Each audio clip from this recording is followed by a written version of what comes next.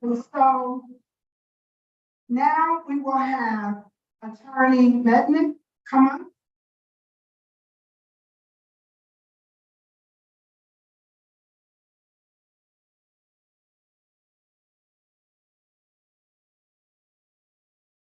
Okay. All right, so we'll change it a little bit. So we have our sheet of individuals who have signed up for public testimony.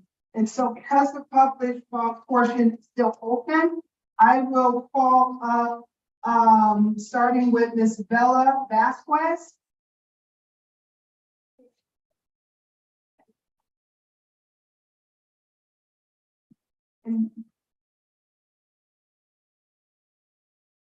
And after Ms. Bella Vasquez, we have Carolina Sanchez.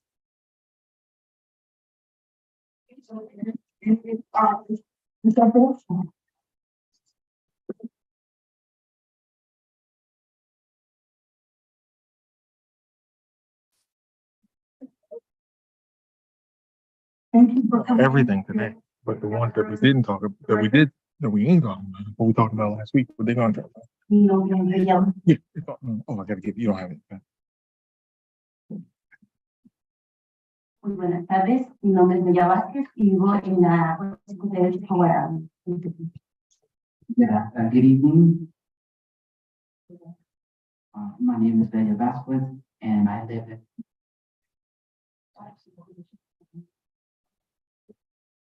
458 Howard Avenue. And I'm sorry, before we start, I want to make sure that everyone knows that you have 3 minutes and we will put you on a timer. However, if you're using the interpreter, when you are talking, the timer will go. When the interpreter is talking, we will stop to ensure that you get your full 3 minutes, okay? So you can start. Thank you. Bueno, hoy doy mi testimonio como inmigrante integrante de Unidad de la Generación.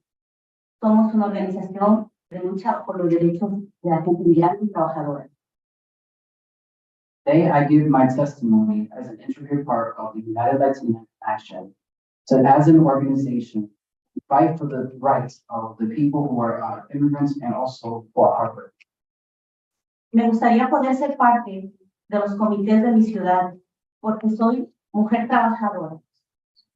So I'm sorry, it sounds like your testimony pertaining to boards and commissions. And we already talked about boards and commissions at the last, and so that's something that we won't be discussing again tonight.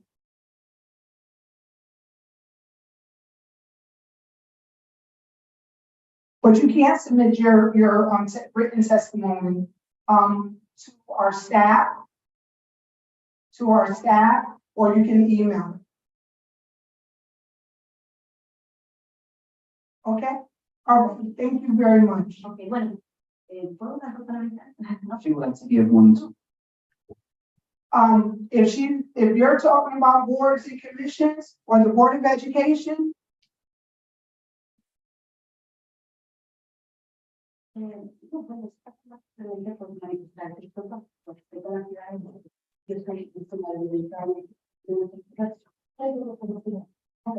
so yeah, so like I said, everyone, if you come up and you're talking about boards and commissions, Board of Education, which that's everything that was talked about, I have to stop. Okay, thank you. Thank you very much for coming down. But you can leave your testimony.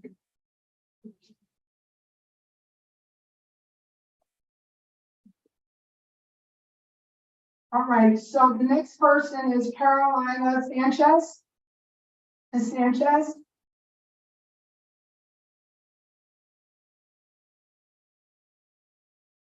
Okay, one more time, Ms. Carolina Sanchez.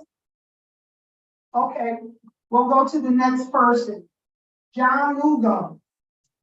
After John is William Simcoe.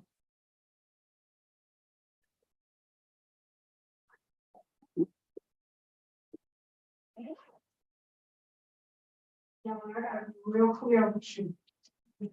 Real clear. If you're talking about what we're not talking about, I'm gonna cut you off. And you know I will. All right? We're here, Okay, John, if you know what you're gonna talk, that is talking about boards and commissions, I'm gonna ask you very nicely. If you have a written testimony, so please leave it with staff, and then you're gonna have to leave it. Okay? Share. my name is Go, I'm trying to say something on straight. Y quiero decir And I want to say, que ustedes le están negando la oportunidad you are denying the right, a todo el mundo, especialmente a la comunidad inmigrante, especially to the immigrant, de testificar. to testify. Y Carolina, que está allá atrás, Caroline, who's back there, se ha negado a salir aquí porque dice que para qué va a perder el tiempo donde la semana pasada, donde hace 2 semanas no la dejaron testificar, sabiendo que lo que ella estaba testificando estaba directamente relacionado. Okay, John, you have to leave. No, es not living. You gonna, What are you going to do? John, don't start. No, ¿qué van a hacer ustedes? Ellos me están tratando de echar la casa en frente porque les estoy contando John, la.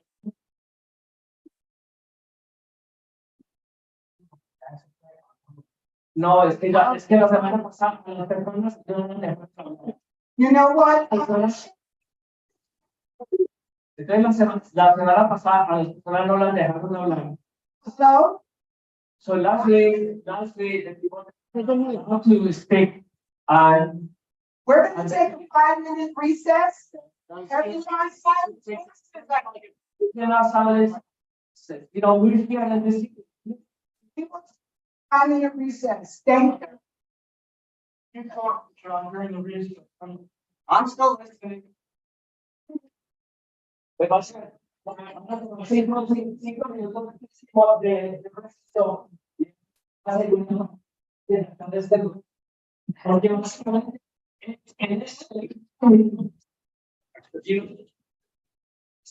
So we're gonna take a recess for 2 minutes.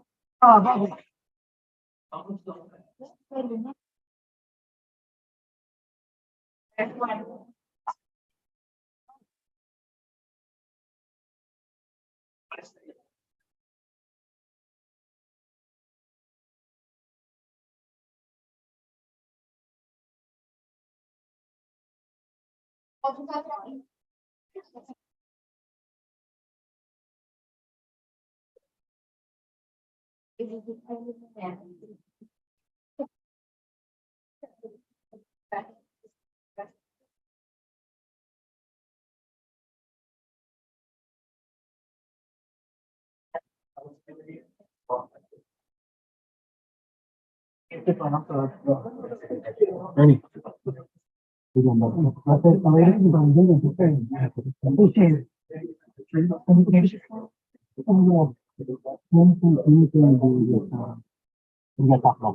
Yeah, they spend a lot of. Hold on, you two. Hold on, you two. Let me mute this before y'all.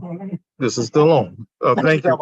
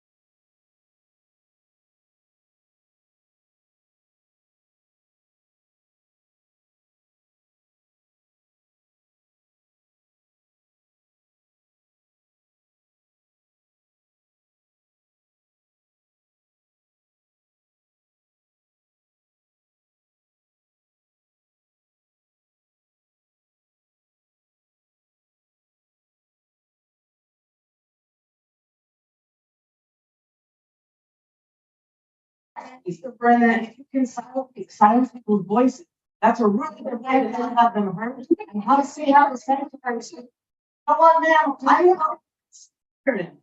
told you, your voice is full. Okay. So, Mr. Brennan, thank you. You might have to stay up here. Thank you. Yes, whoever. So the next person must be full tonight. So we have Rosalie,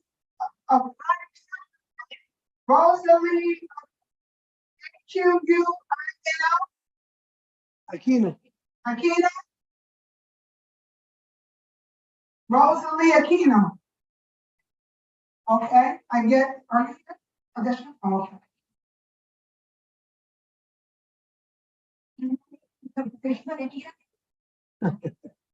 Edwin, Get things done. can you come on, please?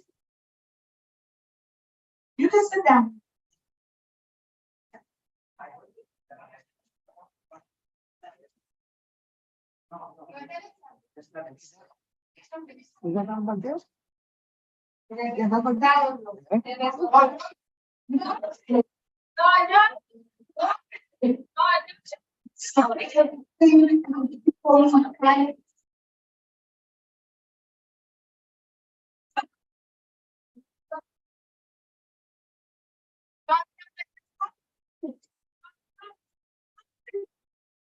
Buenas tardes, mi nombre es Virginia Sino.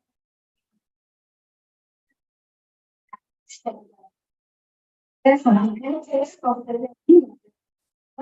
Yes, I do. See you here. tengo su secretario, gracias de ti. And I give her 150 scrap entry.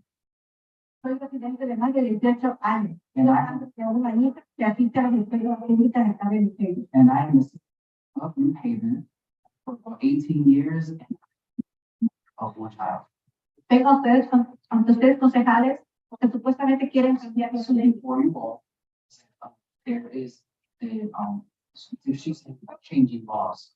Y si quieren cambiar la forma, pues deben de I escucharnos. would like to change the format, please. I would like for you all to listen to us. Deben de escucharnos. Please listen to us. Well, I just want to make sure that we are all on the same page. As long as you talk about boards and commissions and the Board of Education and you're looking at the other items, that is fine. Precisamente porque tengo una hija que está estudiando acá. She says yes because she has Por eso vengo. and that's why she does. And so that last week. And so I'm asking any testimony pertaining to the Board of Ed or boards and commission. You can submit it in writing. You can leave your written testimony with our staff today. Ok, se lo voy a dejar y espero sus respuestas. She says she will leave a written testimony with me and she will go through. Well, I'm not personally replying, just so that you know, but thank you for your written testimony. Yeah, I sent this already.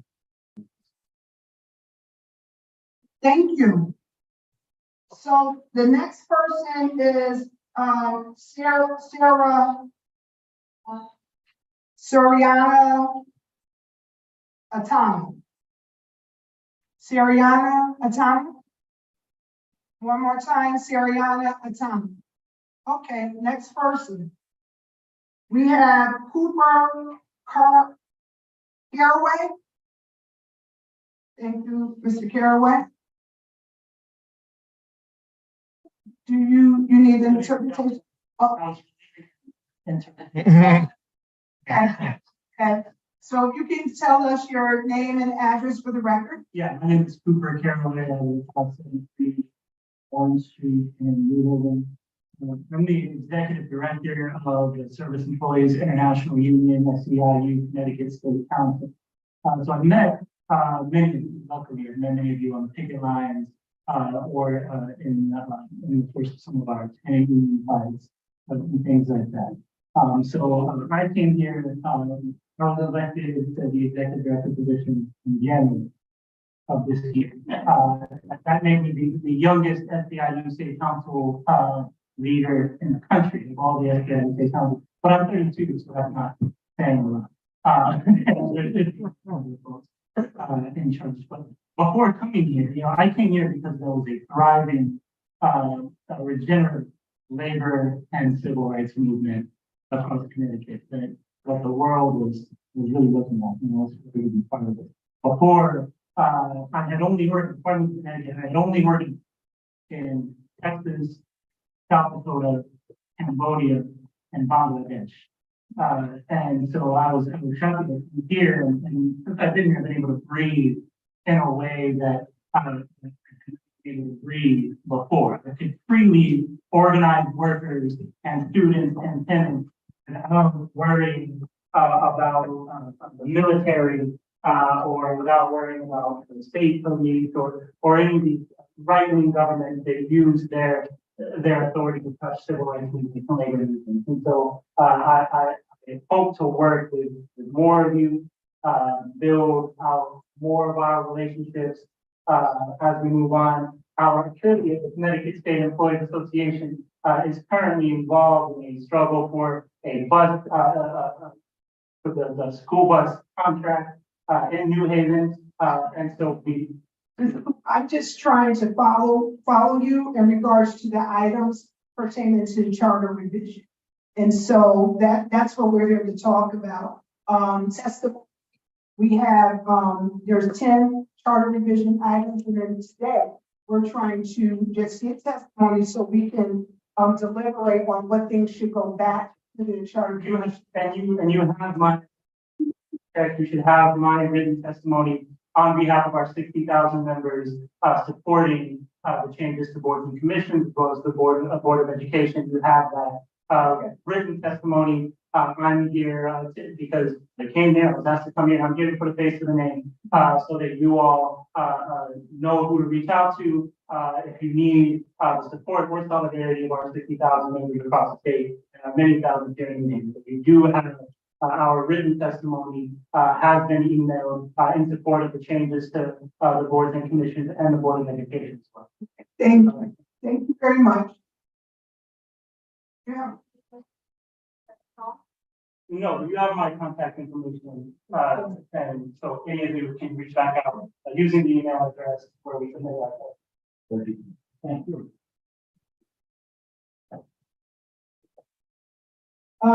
Thank you. Next is Tabitha Dale. Okay, great. Thank you. Then we have Jacqueline Gonzalez. Jacqueline Gonzalez. For last time, Jacqueline Gonzalez. Okay, next person. Alex Spencer. Spicer. 126 Forest Road in West Hill. I came tonight to support reforms to move forward with that. Okay, thank you. If you have written testimony, you can just send it. Okay, thank you very much. Anna Hala Vargas. Good evening, Board of Alders. You gotta come To speak about the boarding commission, so I can tell you guys are listening. Okay. Okay, yeah. But please send in your written testimony to public testimony. Okay. Thank you.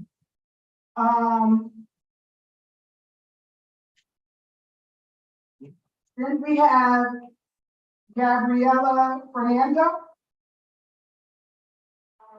I sent a written testimony already. Thank you very much. Then we have Robert Menifee. Robert Menifee. For the last time, Robert Menifee. Okay, that completes our list. Is anyone here that would like to testify that hasn't? Okay, I'll ask again. Is there anyone that's here would like to testify? And for last time, third time, is anyone here who would like to testify that has to testify? Make a motion to close the public. Second. It has been moved and second. Discussion? All those in favor say aye. Aye. Opposed? Abstain? The ayes have it. Thank you. Now, we're going to have Attorney Mitnick come up and let us know where we are and what we have before us.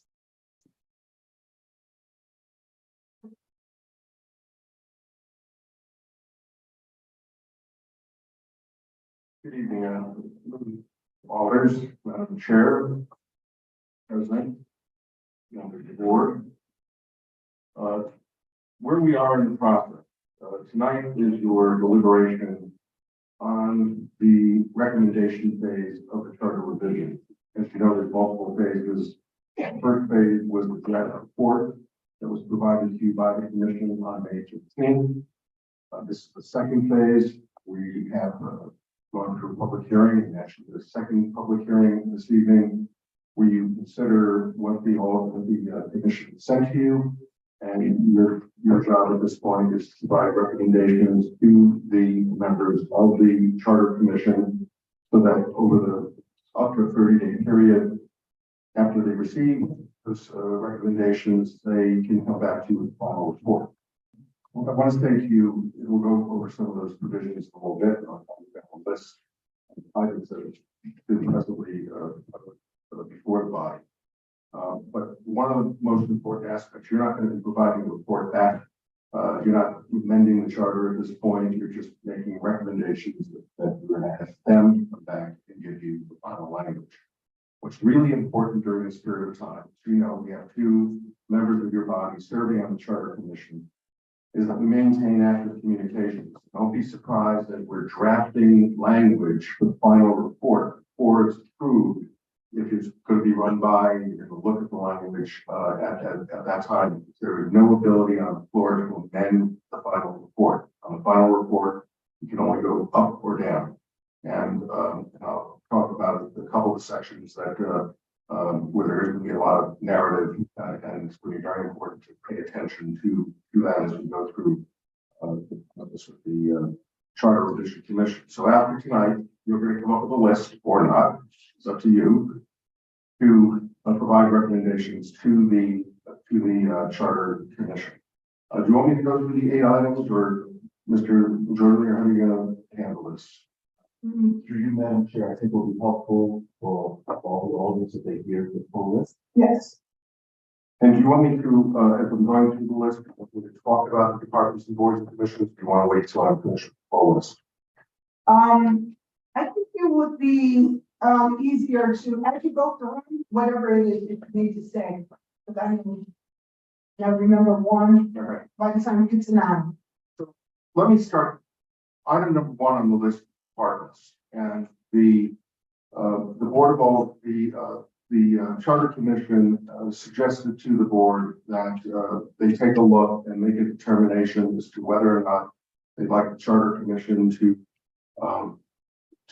try to thin down the department section of the charter and to make the department section more functional. As the majority of everyone said, it's something that Attorney Mednick has been talking about for a long time, and it's on my plate. So what I've done is I may pass this around. That's helpful. These are 2 different lists. The list that is item 1 to 20 shows you what the departments look like now, and the list 1 to 10 shows you what the departments will look like or are beginning to look like under the draft. So the intent of this section is to try to move as much of the function of the day-to-day operations of the government to the code of ordinance, the budget. You're the legislative body, the mayor is the executive, and the theory is that you want to establish functions in the charter as opposed to departments in the charter. One of the cities I'm working for this year still has a welfare department in the charter. It won't be there any longer. We're doing a massive charter decision, but there should be an ability, without going to a charter revision, to change the department that you have in the government. So we're gonna go, we're drafting, I've been working on this, I finally finalized the first draft today. In time, hopefully, if you do vote to have them take a look at this issue, is to break the various departments down. Take a look at the old list, that's the 1 through 20 list. Everybody got it? This is the one, The 1 through 20 list is the old list. that's over here. Okay. Okay. Oh. I'll hold it. Give me 1 second. So yeah, 1 through 10. Okay.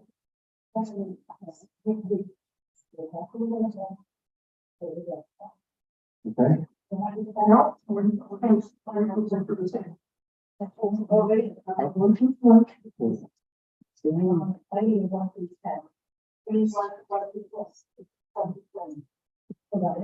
give us 1 second. Does everyone have the sheet that 1 through 20? Okay. I did. We got 1 through 20. The 1 through 20 went this way. Does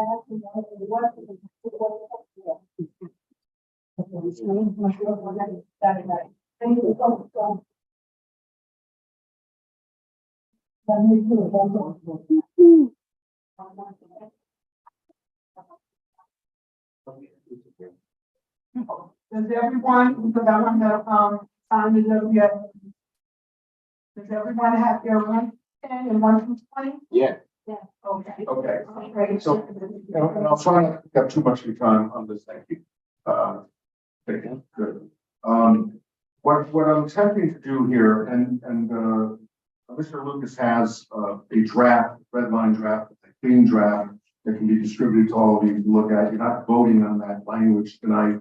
But what you'll see in the 1 through 20 is you see a whole series of departments or department head names. Chief of police, engineer, fire chief, purchasing agent, etc. And so the concept is you kind of lock in those titles. In fact, if you take a look at item section number 13, you still have in your charter a director of parks and recreation. Have a director of parks and recreation. Now we do have provisions in the charter for reorganization. I get that, but the idea of going to the other list, the 10 list, is that basically what we do is we lay out the functions of government. So you're going to see there's still, it's not like it's going to be empty. There's still going to be very substantial, robust language in the charter, because what you want to make sure is that the functions of government are what the charter focuses on, and not necessarily the day-to-day operations of an administration. It's up to you as the board of alders working with the administration to make sure that you have the most efficient operation and in the times in which you're living, not have to wait for special conditions to make those kinds of changes. And then what you want in your charter are the principles of your government and the structure of those principles. And so what you will also see when you see the final document, when it comes back to you, if we go in this direction, if we see the draft that Mr. Lucas has, is you'll see that we've moved all of the relevant positions to the back of the document. See this also explained boards and commissions as well. So every provision that is currently in existence remains in effect until an ordinance is adopted to replace it. And the Corporation Council has to make a ruling that the functions that are set forth in the charter are met in the ordinance. And at that point, the section of the charter will go away. In that respect, we have the same thing that's kind of left over from 10 years ago with department qualifications, because qualifications are something you can establish a best practice standard, which we have a charter for 10 years now. But the actual requirements of what it means to get the police chief in 2023 are vastly different than what they might have been in when I was on the board of alder in 1991, for most of you before. And so it was something. And so it's really important to try to do that. So I've tried to move it out. You're still going to see positions. The Corporation Council. It's not because I am a former Corporation Council. It's because that is a central position. You're going to see the positions in the finance department, procurement, personnel. Those are the central incubators. You want to make sure you don't eliminate those, although we've moved a lot of the operational language to the back of the charter, hopefully to be approved by the code of ordinances. And one of the things that you'll see if you go through the charter and look at the annotations, and we take a lot of time to write these annotations, is when you look at the annotations, you'll see a number of the provisions of the charter go back to special acts. Special acts was what existed before home rule. And so I look very carefully at the special acts to make sure we're not giving up any unique powers that don't exist under the Home Rule Act. I think I've given you an example of Norwalk having gun control. I mean, seriously, control guns. I'd love to see the NRA come in there. Under their special act, there is provision to control guns. I have not cut that out of the Norwalk charter. A lot of other stuff is because it's all covered by the Municipal Powers Act. So very simply, what the intent was, and the majority leader was really pushing this initiative at the Charter Commission, is to move these things out. I'm still in the process of winnowing it out. I want to make it thinner than it is, but I still want to make it substantive enough so that we're not going to get any functions. So the concept there is that we're going to have a functionally based department provision in the charter. And that's the effort, and that's the intent. And as I said, I promised this, work with the chair of our commission city clerk to make sure that as we're drafting, as we're going through these documents, that you as the 30 members of this body will get the documents so you can see them. And I urge you to talk to the majority leader and the third officer, who's also on the charter commission, as well as the president, who's in touch with us quite a bit, to make sure that we know what's going on, that they know what's going on, so that when we present this to you, we have a document that can be approved by the board. Any questions on the concept of what we're trying to do? And so what we're going to need tonight, when we get to that point, is we're going to need to have a motion to approve a recommendation that the Charter Revision Commission complete the job of drafting the revised section 6 of the charter. That's what we'll be looking for. So that's the first item. Can you repeat that? Or what it is that you're going to need? Need a recommendation. Take a look at item number 1, departments. And the recommendation would be to the Board of Alders recommending that the Charter Revision complete the of drafting the revisions of the department section to make the department section functional as in terms of listing the various departments. So it would be a functionally based department division. Is that okay? Got it? Okay. The second issue, and I don't have a lot to say on this, I'm sure it'll be discussed in debate, is the some folks, I think it's the holdover, the administration was seeking to change the residency requirement for some key city positions. So that's what we do for you this evening.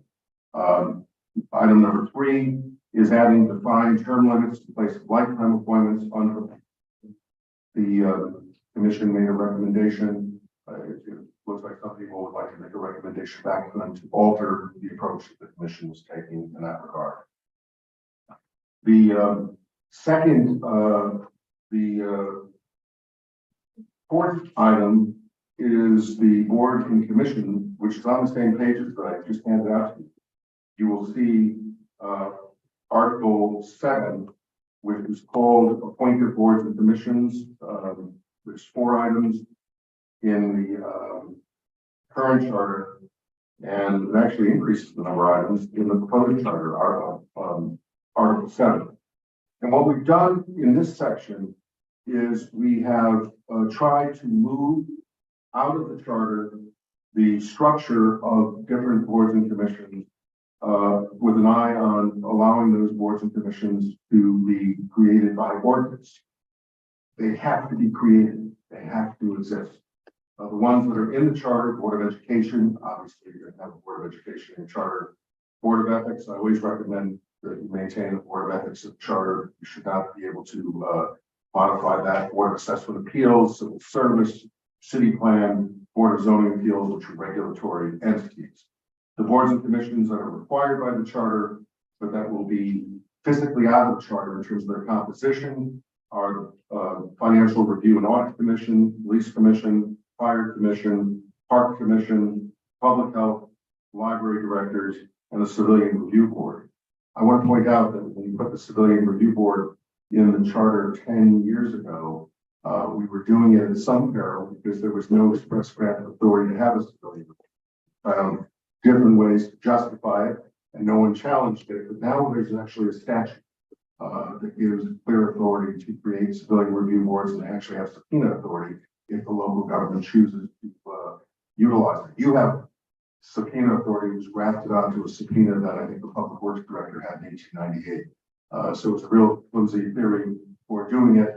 You now have statutory theory for doing it, and so as you move these things to the code of ordinances, particularly in that case, you have a very, very strong legal basis for creating the review board. You have no choice but to create it. It has to be there. You have to have it. It just won't be defined in the charter. It's just mandated in the charter. And so again, it's the same concept that these areas of governance are areas that may change from time to time in terms of the composition you want to have on board or commission. In one of my communities, it'd be hard to be here with 30 wards, but we've tried in some of my communities to actually have to ensure geographic representation. Another way of making sure there's diversity on a board or commission, we have a police commission in Hampton that just got through the charter a year ago that has a representative of every council district in the community. In addition to the other requirements, you have a geographic distribution. And we actually address the issue of what happens to people who live across the street from each other in the same district. That's addressed in some ways too. So if you have these in the code of ordinance, you can make those changes, and the charter permits district-based representation. So, none of those have been changed within the body of the document. That's not an issue that came up in this round of the charter. Certainly something you could do if you want to consider that as you move forward. So that's a preview then of Article 7. So like Article 1, that will require, and that's pretty much drafted, but that will require a motion to a recommendation that the Charter Revision Commission provide the Board of Alders in the final report, final language on boards and commission. Item number 5 is a provision that was in your top 10 list when you sent it to us, to the commission in the early part of this year. We changed to change the number of alders who sit on various boards and commissions. The Charter Commission eliminated the requirement for multi-party representation and allowed for sole party representation, because I think it's been at least a decade or more since there's been some other party on the Board of Alders. But I think I'll let who are speaking to this speak to this position, and they want to reconsider that action that was taken by the commission. Item number 6 is to allow non-electors to sit on boards and commissions. Item number 7 is requiring 2 parents, guardians, current New Haven public school students to be appointed to the Board of Education. And the last item on the list is an item replacing the mayor on the Board of Education with the mayoral appointee. So those are the items. I wanted to interrupt on the 2 that I wanted to contribute to that I've been asked specifically to do some work on. But during the course of the evening, during your deliberation, if you have any questions, I'll be right here. Thank you. Thank you. Thank you. Okay. So now we're in deliberations.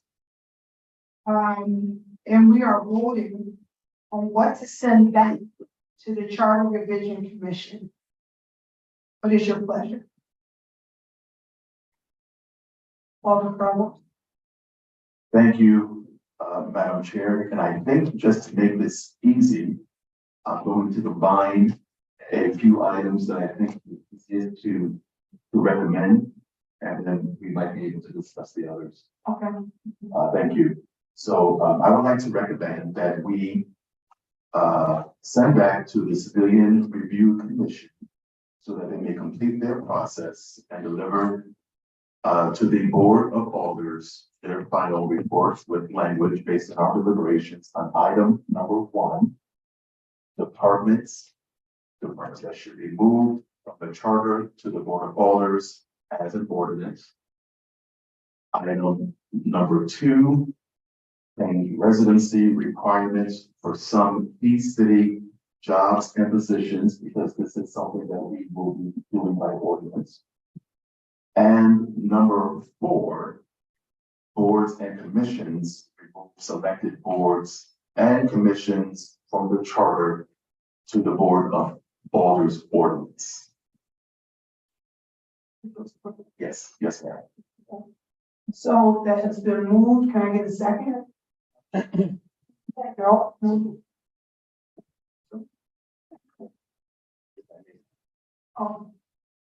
Alder. Get microphone to Alder.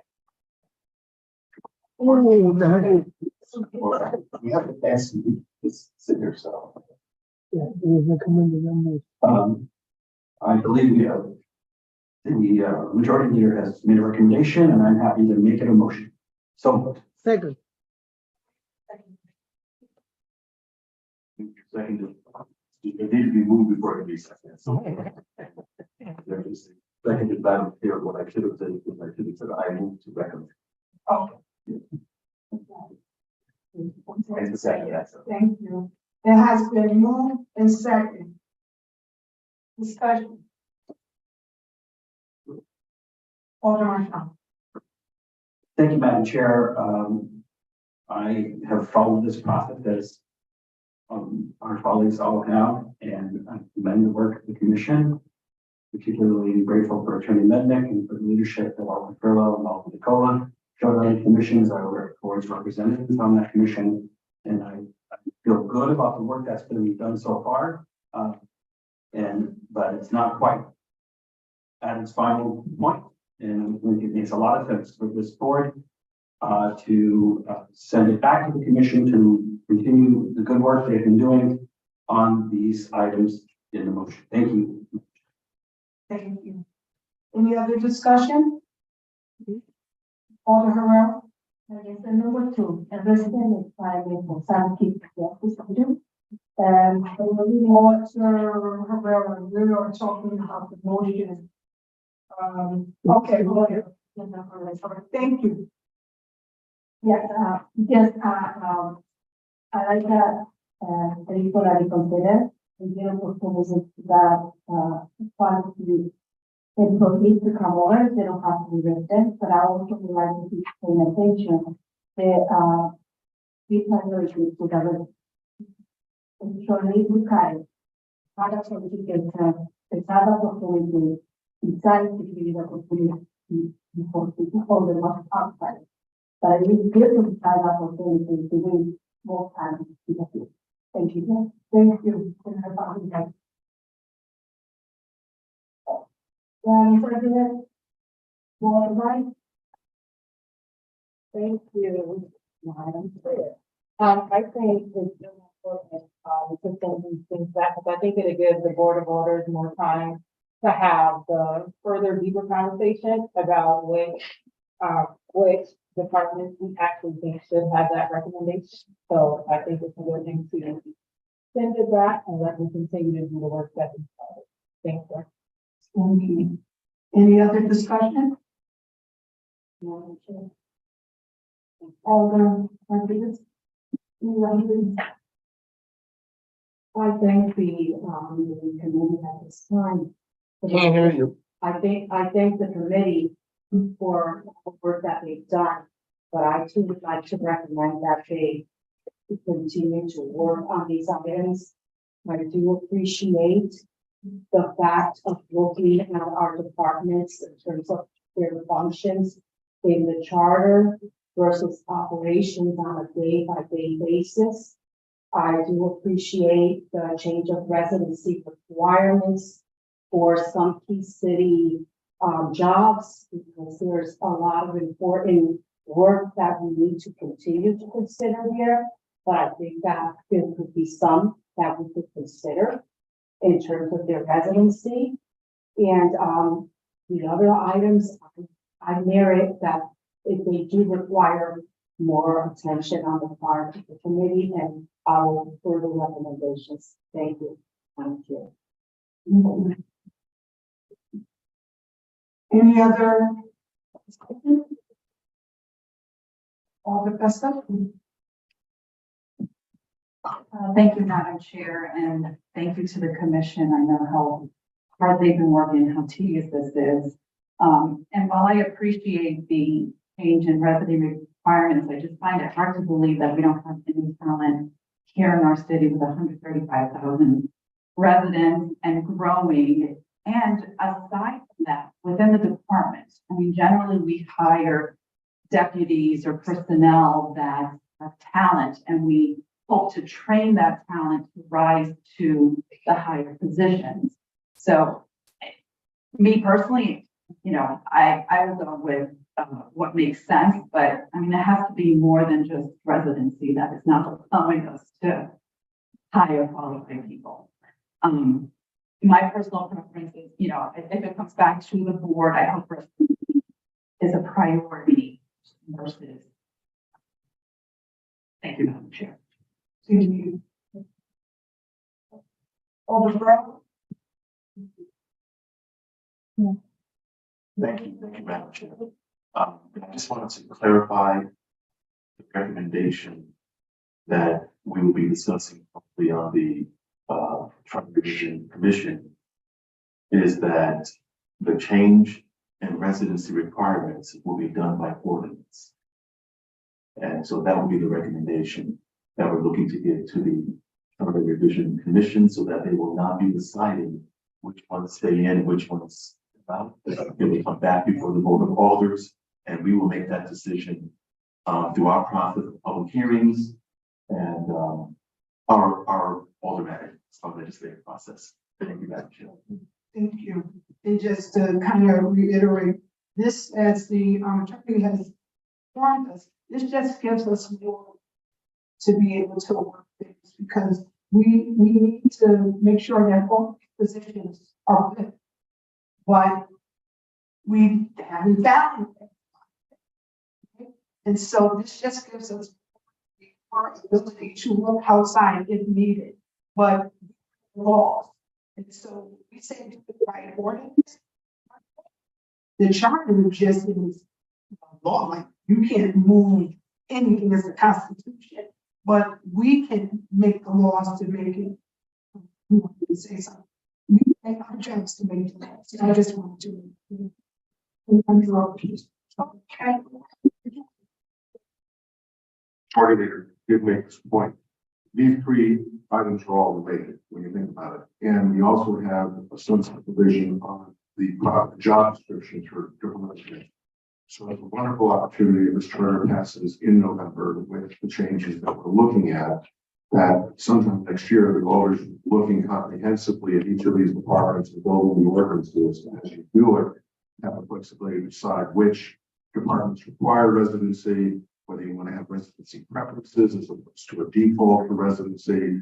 So it gives you a tremendous opportunity, department by department, to build the department, qualifications for the director, functions of the department, and whether residency is one of the qualifications you want for a particular director. So moving these three makes a lot of sense together, because they really are a package. Thank you. Alder, Thank you, Madam Chair. I'm grateful for the opportunity to speak twice on this motion. I want to thank our majority leader for clarifying the recommendation, which I didn't understand until now, which is probably my fault being out of town, but I am strengthening my statement of support for this motion. I think the recommendation makes a lot of sense. The discussion that I heard in various meetings was around the potential waiver process, which was going to be in the hands of the Board of Alders anyway. I thought that was maybe awkward and possibly too tangled. It invites us into difficult tangles. But having it be by code of ordinances means we go through the robust process that we must go through to pass an ordinance, which I think builds in a lot of time for deliberation, public comment, and advice from other groups. So I just want to speak again in favor of the motion, and I think that recommendation is strong. Thank you, Madam Chair. any other discussion? Any other discussion? All those in favor say aye. All those opposed, abstain, the ayes have it. Are there any other motions? Alder. Madam Chair, I move that we consider a recommendation for item 3. Adding defined term limits in place of a lifetime appointment under the Parks Commission. And if I may, just add this caveat to it. I did not move this along with the others because I think this one warrants a discussion on its own. But because we are recommending to remove boards and commissions, I think that this would also include the Parks Commission from moving it out of the charter. The question is now the recommendation on how we would deal with the term limits, whether it's going to be by ordinance or whether we need to, I just forgot the word, terminate the Parks Commission and reestablish it under or by ordinance. And so through you, Madam Chair, if I might ask if council would walk us through that process so that we can have a better discussion on our recommendation, or whether we're voting it, whether we're going to give a recommendation at all in regards to this. Thank you, Madam Chair. Madam Chair, thank you.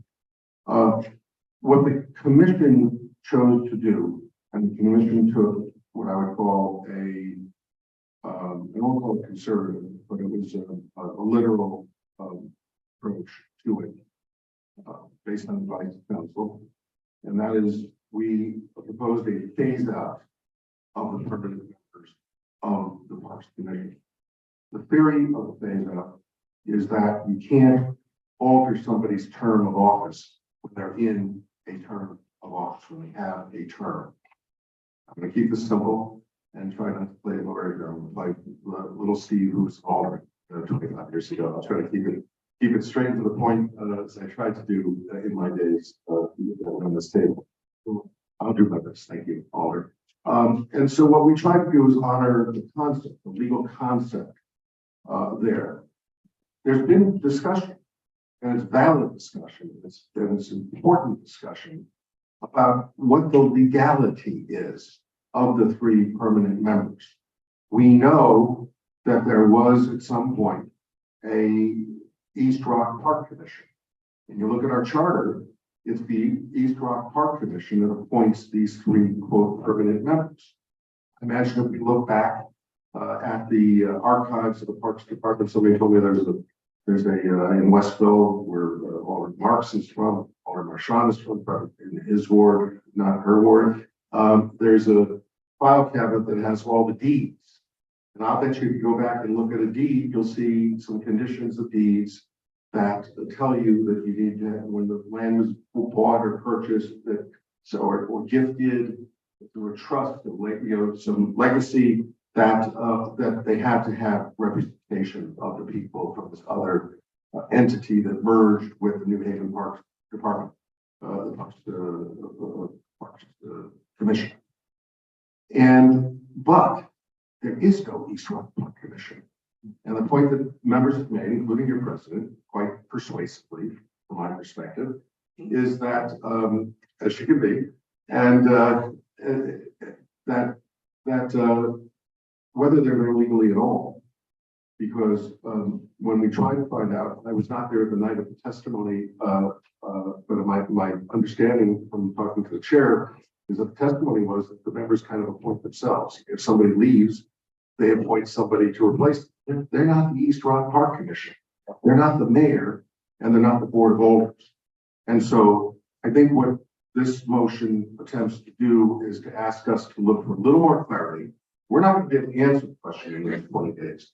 What we're going to try to do is set up a formula or a structure so that when the departments and the commissions come over to you, and the Parks Commission will be one of the commissions that, does come over to you, you will be able to make the fix at that time. I think we need to make it clear in the recommendation or in the final action of the commission that the intent is to not have the permanent membership on a replacement entity. That's my understanding, right? And so I think that's it in a nutshell. I hope that was clear. Well, thank you.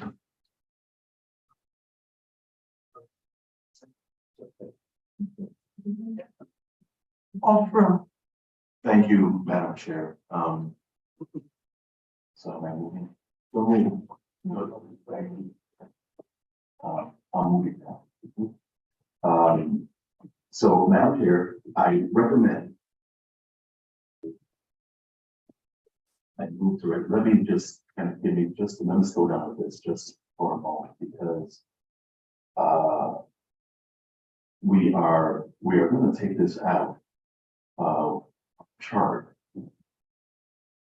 And so the only recommendation that we need for the discussion for this whole discussion about a little bit reverse. Because this is coming out of the charter as a commission, and it's going to be moved into the ordinance. I move that we recommend to the Charter Revision Commission that this be also removed from the charter as a board and commission, and that the commission be advised that they will no longer have lifetime appointments, but that they will serve in terms as so established by the Code of Ordinances by the Board of Aldermen. Second. Does that make sense, Attorney? It's not for me to be the public commission. Move on. so it's been moved and second discussion. Alderman Herrera. Thank you. I was here to fly back this morning, and I highly appreciate what that gentleman shared that night. And the valuable ideas should be the service that we give. I also wanted to make sure that these changes are necessary because the diversity of the community and behavior is changing so much. There is zero opportunity to different people to bring out new ideas and giving time that we get a chance to give new ideas in diversity of different cultures and different stuff. Thank you. Any other questions? President Alderman. Thank you, Madam Chair. I am very convinced and I try to be anyway, but so just so that I'm clear, the recommendation is send it back to so that then the Board of Aldermen said, and I am definitely in favor of this. I think that we've been having discussions around this for a while, and I think getting an opinion from the lawyer that is actually very clear helps in the decision. So thank you for that clarity. Thank you. And if I was a little edgy over the course of time, it's only because I'm thinking about stuff, and I think I like my questions answered very clearly because it's on hold, other questions is not. So thank you very much. Thank you. It's hard for lawyers sometimes. Any other discussion? Any other discussion? All those in favor say aye. Aye. Opposed? Abstained? The ayes have it. Alderman Furlong. Thank you, Madam Chair. Those are all the motions that I care to make at this time. Of course, if there's any other alders that want to make a motion in regards to what's on this list, then that will be time for that discussion Thank you, Madam Chair. Thank you. Are there any other motions?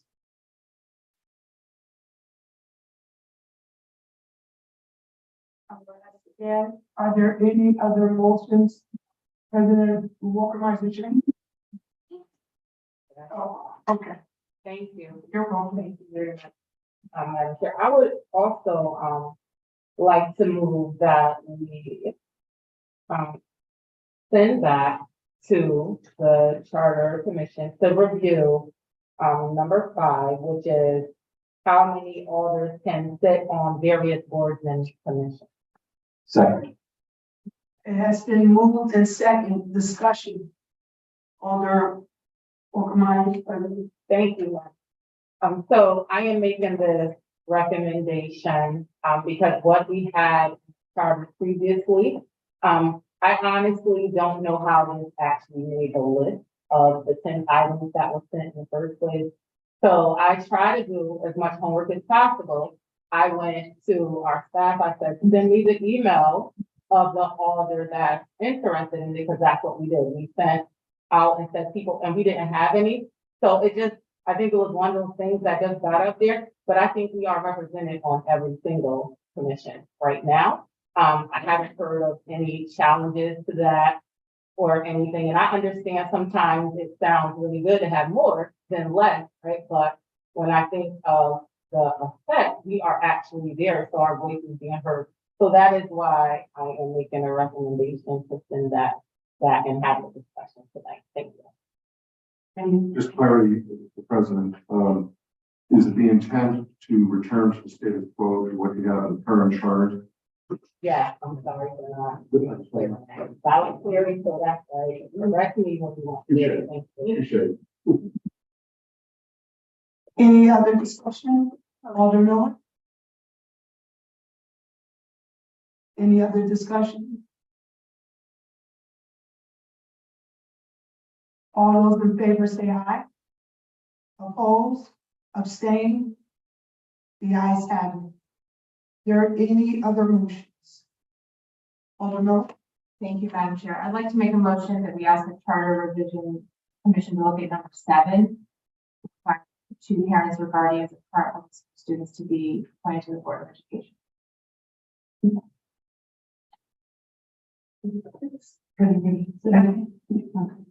Has been moved and second. Discussion. I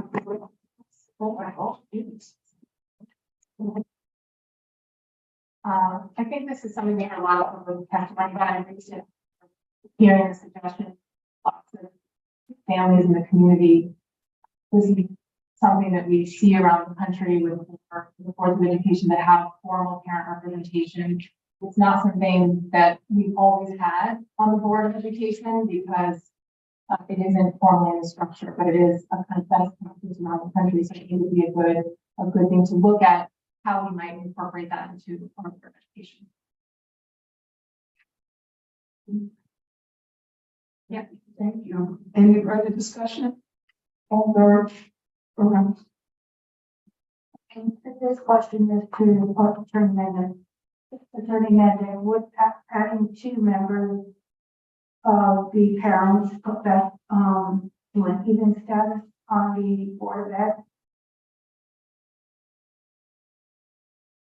Can you hear that question again? What if, right now, do we have an odd status, correct? Additional, we're talking about within the current construct, so it would probably be something would have to be Okay. staggered in as vacancies occur. If you were to add 2 parent or guardian positions, it wouldn't happen immediately. It would have to happen gradually. It would happen the first 2 openings. Thank you for I clarification. would not understand. I misunderstand. That's it. Yes, thank you. Alder. Thank you, Madam Chair. I have a question for you. Is this something that has to be in the charter? And I'm only asking the question because the way I think about this is something that can be set by ordinance. And I'm gonna be honest, I am uncomfortable making it a charter requirement, so I am a no. But like, I really want to know, is this something that have to go in we just said the charter was not included in the because what if for whatever reason we decided it should be 5 instead of 2 and we're stuck at 2? So that's really my question.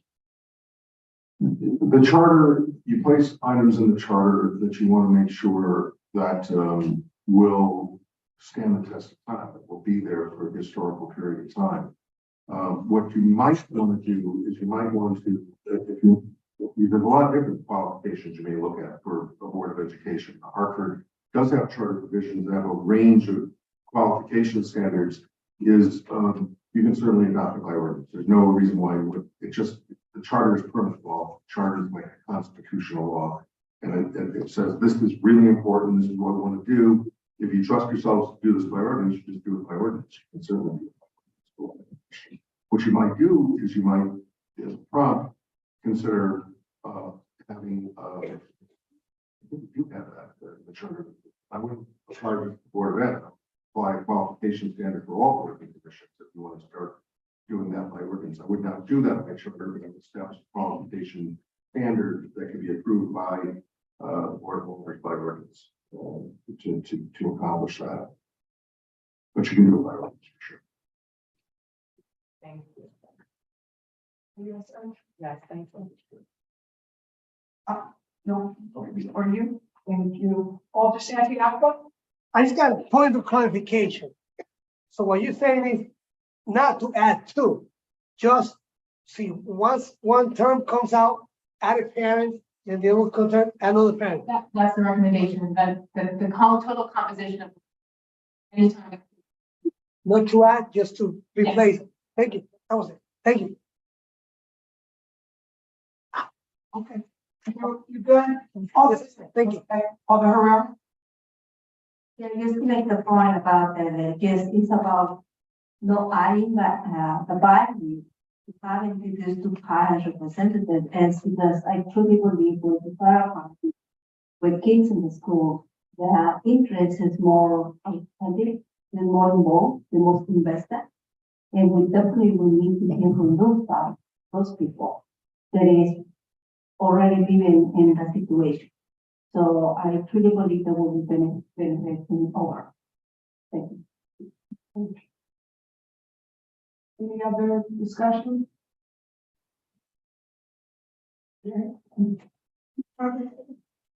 Oh. And Alder, I'm sorry, I didn't see. Alder Furlong? Thank you, Madam Chair. I think that because we are moving boards and commissions out of the charter with the exception of the Board of Ed, and that council have been working to minimize qualifications being listed in the charter. I think that it would be wise for us to diligently work on looking at the requirements of the Board of Education and establishing that by ordinance. I think that our president and probably 23rd Ward made a very important point that once we issue something by charter, we are locked in. And the Board of Ed, I don't know what to call it. And be polite about it. But it's our responsibility to make sure that the Board of Ed is functioning as far as our legislative responsibility is. And I think that it warrants looking at it for testimony. I've read the testimonies that come in. It's not apples to apples. You can't compare New York City with New Haven or Boston to New Haven. It is not apples to apples. But I think that we have the ability to look at this through ordinance, and that will be also a public process in which people can come out and testify.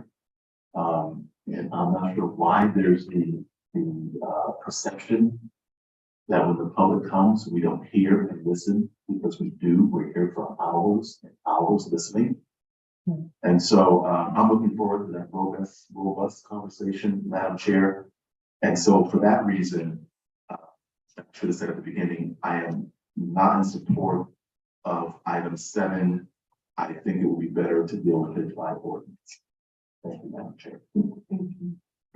Referring to the point that was raised earlier, section 2B of the charter currently has that the Board of Alders may by ordinance establish minimum qualifications, training requirements, or attributes for members of boards and commissions for the sole purpose of assuring diversity of experiences, backgrounds, or attributes and continuing education necessary for the functioning of said board or commission. The qualifications may not alter or modify any of the requirements of the charter or special acts, and it applies to boards and commissions both established by charter, like the Board of Education, to the extent and to such extent that the ordinance is consistent with the provisions of the charter. So you have a provision of the charter that says you can have different types of people and qualifications for diversity and other attributes that you want on a body. So the charter is pretty clear on that. So you can definitely do it by ordinance. That is definitely an alternative. That the charter mandates.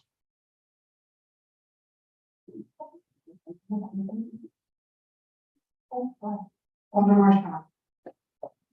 Thank you, Madam Chair. I was going to ask a clarifying question, but I don't think I need to ask it anymore because I'm persuaded that it would make sense to examine this issue in the context of an ordinance amendment and not a charter change. And so I am speaking in opposition to the motion. Thank you, Madam Chair. Thank you. I have a question. My question is, Attorney, by taking this out of the charter and making it into ordinance, don't we have the right to, we can basically take the same language that's in the charter, however we want to tweak it, and make that into an ordinance? Is that?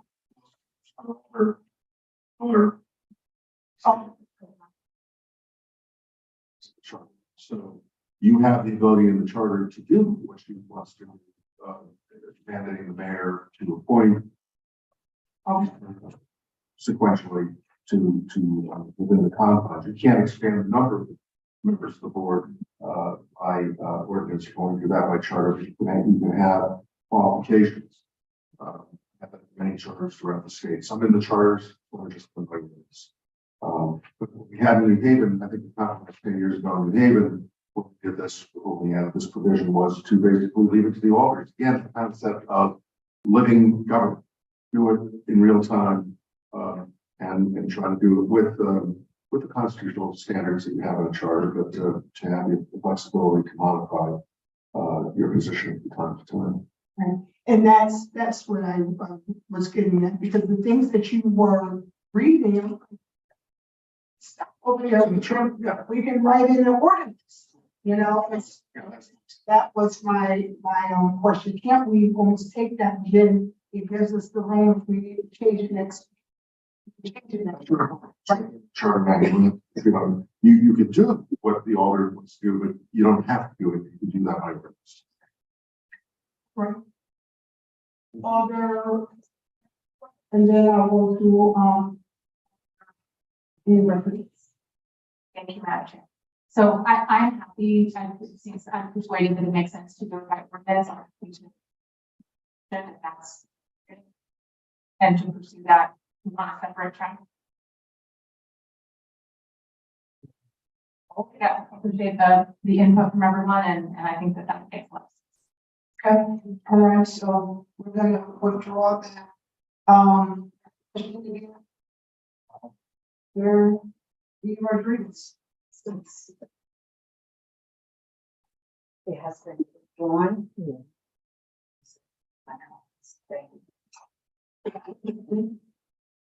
Any other discussion? Any other, motions? Any other motion? Okay, Alder Vesta. Thank you, Madam Chair. Sure, it's more of a motion, it's more of a point of clarification on the verbiage. Do I need to move it to discuss it? So I'd like to move item number 8, Mayor of Board of Education, in mayoral chief. If I may, to the point of order, red language of this deal to the charter revision committee. I move to recommend item number 8, replace mayor, Board of Education with a mayoral appointee. Second. Okay, there's a discussion. Thank you, Ms. Okay, so it's replacing the mayor, but will the mayor stay on the board as a non-voting member? That's not what you propose. Right. Okay, I didn't know if there was, I don't know who made this, so I don't know to explain it. Let me get myself together. So you're asking who here made this? Okay. Alderman, will have you. So the recommendation that I made is that the voting seat that the mayor currently holds be replaced by an appointee. And the mayor, I believe, is an ex officio member of the Board of Education. So we'd still be in the meetings, could still participate in discussion. Wouldn't vote. And the reason I didn't move it after our previous discussion, it sounds like all issues of composition of the Board of Education, we're going to address through ordinance. You could, just for the record, you'd have to do that in the charter. If the mayor is granted a voting membership, the board, you have to do that in the charter. Alder,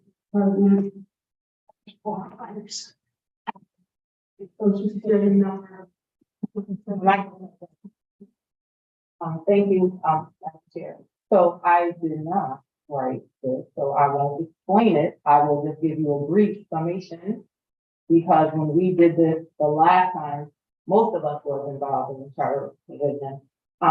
We did it specifically because we decreased the number of the appointees and said the mayor to sit on the Board of Ed, but they can elect to have someone else there. Just know you're only getting this number. And that's why we did it, but the attorney could speak a little bit to that because he was our attorney all those years ago, but if my memory serves me, sometimes it does, most of the time it does, very seldomly it doesn't, is that was part of the reason why we changed it specifically that way, to give the mayor the authority to sit or choose someone else to sit.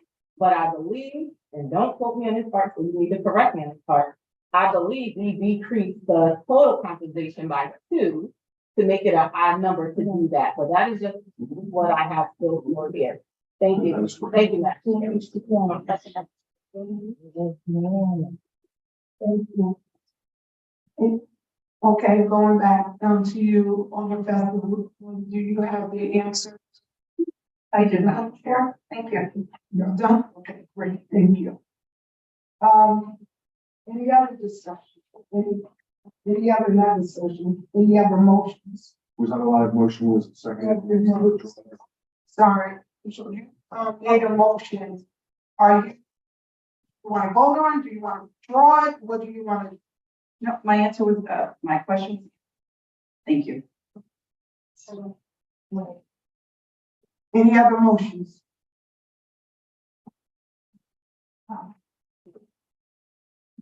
One more. Alder, Miller. I just out of respect for our that the Charter Revision Commission is number 6.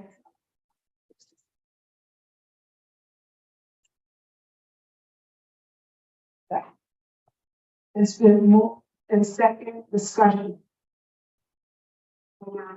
No. I think we've heard a lot of testimony about this. In my, the part of the city that I represent, land immigrant community, Haven. I have many, many neighbors who are very embedded in the life of our community that lived here 10, 20, 30 years. And will either, if they're on a path to citizenship, or it's a very long path, or there's not a path to citizenship. But it seems to me that it would be it would be appropriate, and it would be a positive thing for the city for those people to have the ability to serve commissions. As we heard, previously, there are other cities that do this, and a lot of interest from throughout the community. Not just some of the louder voices we heard, but also some of the voices that we heard. And so I hope that the louder voices don't color consideration of this issue, and that we can have a discussion about whether it makes sense. Thank you. Longer. May I ask a question? It's a the attorney, please. Appreciating what Alder Miller has stated regarding the desire, if I understand correctly, to change the language in the charter, actually the Constitution, so that it doesn't say the word elector, and something it says something other than elector. We then have the follow-up question of what non-electors and what requirements and criteria one would have. How do you, in terms of advising on the Constitution, share with us what word we would put in, assuming that it will be the board of voters who need to do ordinance establish the requirements of the economic. Hey, guys, I understand your question. If you thought about it, I haven't done a lot of research on it. Let's just talk a little bit about home rule, how home rule works. Fortunately, you have answered many of my lectures in home rule yet, so I'll just talk a little bit about it. The only powers that local government has are those that are expressly granted by the General Assembly. And the electoral requirement for service as elected officials is very clearly granted. The law is silent on the issue of offices other than the elected officers of municipalities. Silence is not assent. Silence is not necessarily authority. And so I would be reluctant to do more research into it, if you send it back to the commission.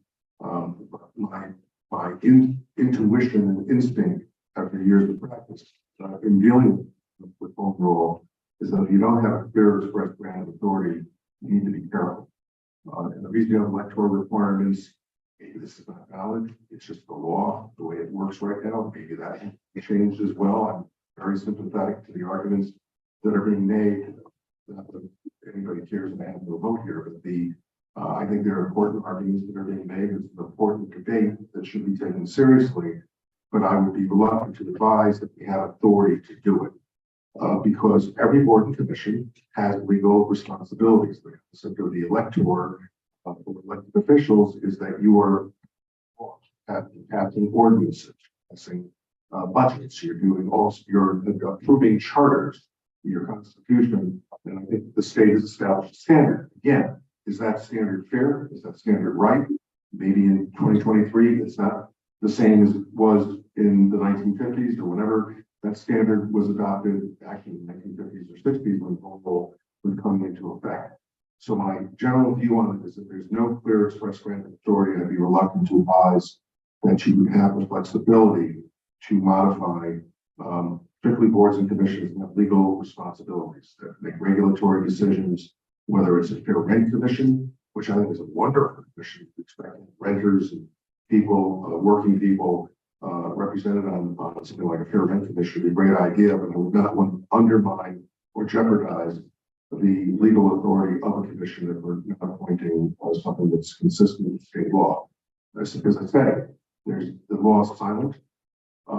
And again, the issue is not whether it's prohibited. As I've said to people, the issue is whether there's an express grant. So my concern is that there's no express grant authority. And my advice is to call your state representatives, your state senators, and to that would have been my advice to all the folks who testify that you're before the wrong legislative body. Because I can't imagine a lot of people are not sympathetic with the request and sympathetic with the cause. And so I think that the legislature is probably the place to go because they're the sovereign. We're not. We're a municipal corporation.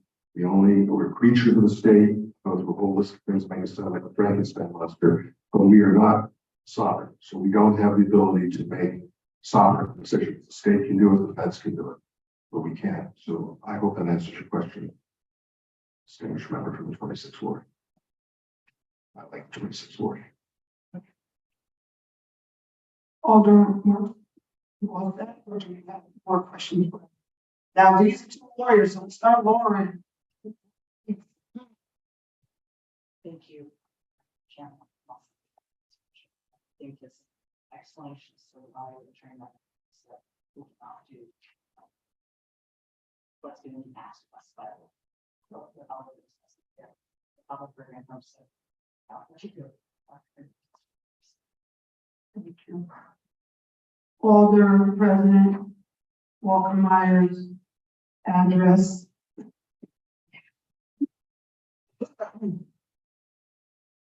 Question was actually, so the two lawyers figured out how to say, because I was just gonna make it really plain and ask the lawyer, can we do this or not by the state? Please explain what that express authority means. And I think it's important, and the only reason why I raised my hand after she went is because I want to put it on the record, because everything goes there. Just because we're taking a vote tonight about this doesn't mean we don't care about the issue. I think we have to be clear with what we can actually do. It's easy to sit at this table and make a decision based on emotions, because I have tons of emotions about certain things. But when it comes down to like legal things, we don't need to get through, because we had to pay those lawsuits off. So for that reason, I need to say clearly, I am about sending it back to the charter. If I may, and only to refer to the order of the 26th Ward, when I sat in her seat many, many years ago, I wanted to do something about gun control. It was an issue back in the 80s, which is absolutely astounding that it still is, but it was remains. There was nothing we could do. There was no express grant authority. That's why I would love when we have a Norwalk charter, and they have that authority, and they do anything with it, they got it. That's the real sad reality, and I think that's, you know, state well.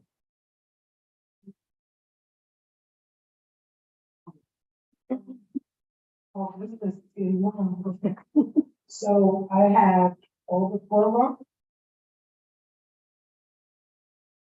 Renegade. Oh, I didn't see you over. So, you gotta be like, just wait. So all their, wait, give me 1 second. But all the furlough is gonna yield to you to let you go before him, so when we, yeah, and then, all the Rashawn, we have a few people, and I just. E. Rodriguez.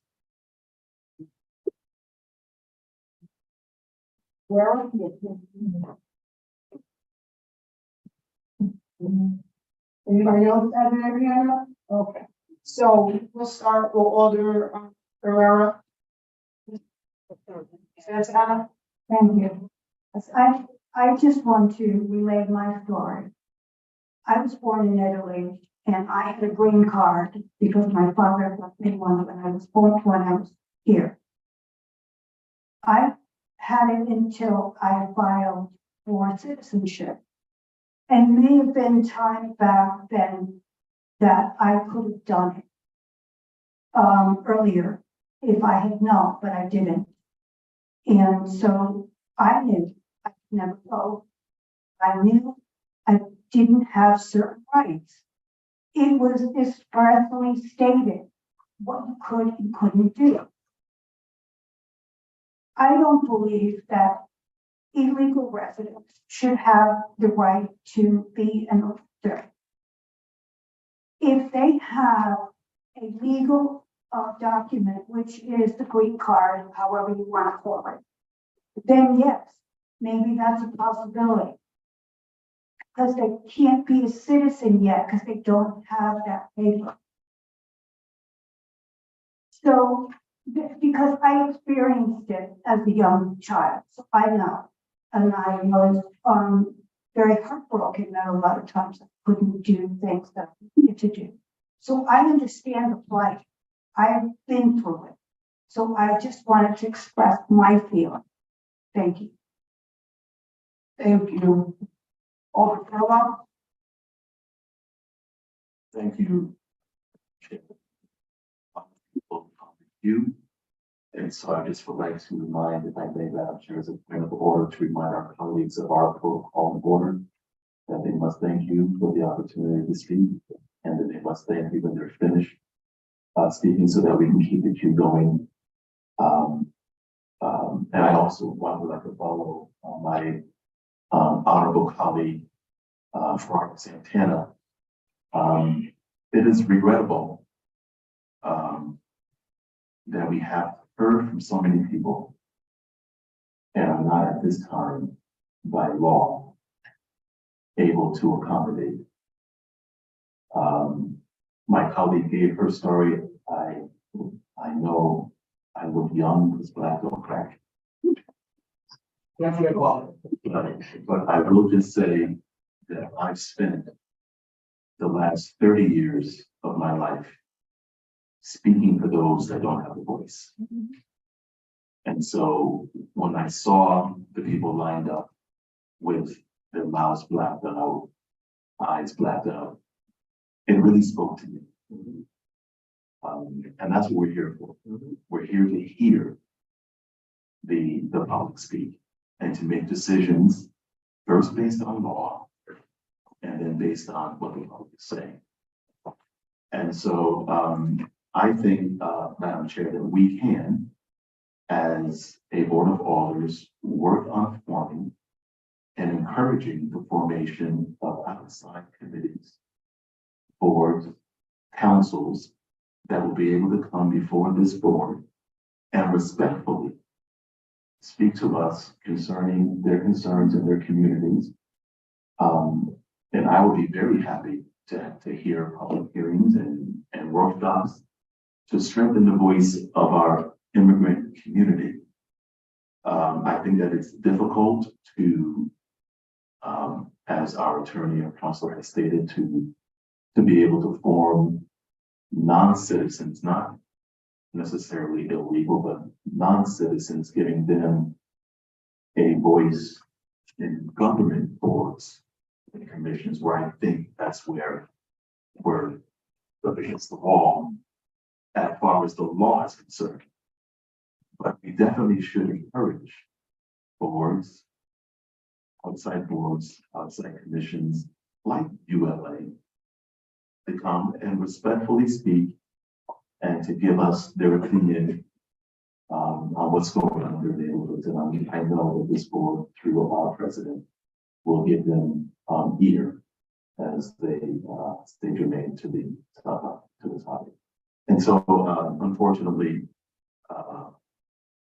Madam Chair, it's my hope that this might be withdrawn, because I don't feel that it would be wise to vote this down, but rather have it withdrawn, and it's something that we can work on with the leaders of our immigrant community. Thank you, Madam Chair. Thank you. Thank you, Madam Chair. Everything you said, so eloquently, I totally agree. The group that came was going to be very open. I was just make a suggestion, right? Now that we know the reality of what we can and cannot do, right? That they should share that, right? That the point of changing this particular space is not the statement, right? And thank you, Majority Leader, for standing on, willing to hear, willing to accommodate, willing to open our ears and minds more around this conversation. But for those who is a part of that organized group, to understand that this state, that's where this if you really want change, that's where it starts. I'm standing, and I think some of the leaders of that group are still here, and hopefully they hear me. So, we can come back to the table, because I am very, very spaces, in Glasgow tonight, around the blackouts and stuff like that. So we want everybody in the electrical table to do right thing. So, I do not support they going back to the commission. But I'm just going to put it out there very clear that there is a space for it. You just gotta begin to work. Thank you.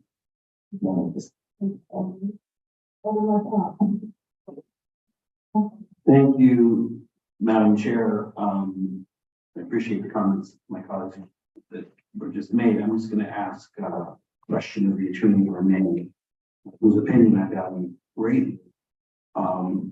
And it's compelling, but I'm puzzled by the language we have now in section 12 of that article.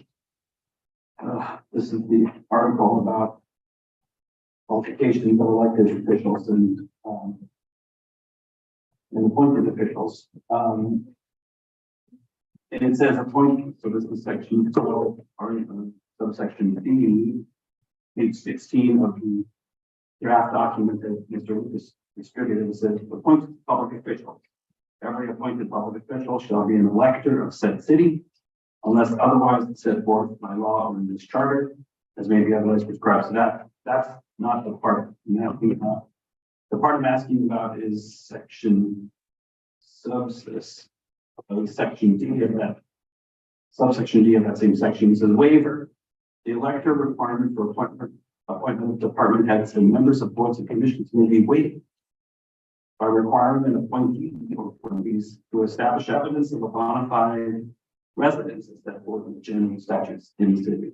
The waiver shall be granted by a majority vote of the entire membership of the Board of Aldermen then eligible to vote. So there's language about a waiver. Now, when I looked at the section that's just about boards and commissions, this is Article 7. Section 1, subsection C, minimum qualification for membership. No person shall serve. No person may serve on a board or commission unless such person is an elector of the city. That particular language makes no reference to the prior language of which I just cited. But it seems like a bit of a contradiction that there is a provision in our charter for a waiver of this requirement and not just for city staff, which is actually used. But It's that section. That's right. yeah, and it's in Article 2, Incorporation and General Powers, Section 12, elected officials and appointed public officials, electoral requirements. So the charter already has a waiver language in it. Have we ever used it? Should it not be there? I find that confusing, and it seems that maybe previous counsel to this Board of Aldermen gave different advice. So I'm wondering if the attorney has an opinion on that. I will check that. It might be holdover language that we've never actually looked at again, so I will take a look at that. But it probably should not. It's there clearly for departments and allow for non-residents. That's the issue of residency. So it's there for that purpose. The fact that there's board and commission language in there, I'd have to go back and see whether that is some holdover language. It's not language I've ever written. I'll take a look at that. In light of that, It's a legal basis, unless I find that it's a special act that gave us that authority. And that would be interesting. See whether that does in fact exist. Understand that? The special act is a law passed by the General Assembly that gives you the authority to become a normal law. So I will take a look at that and see if that language is holdover language for the special act. thank you, Attorney Minnick. Thank you, Madam Chair. I think it's good for us to do due diligence on that point because it may be advisable for us, in fact, to remove that language if it's in contradiction of other laws that, or if it's in contradiction to the principle that the attorney has articulated to us. It does seem to come.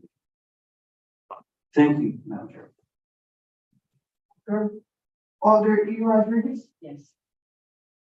Just in reference to that, and it does, in that waiver, it states at the bottom that it's contingent upon the waiver shall be granted by a majority vote of the entire membership of the board of Aldermen. It's contingent upon that.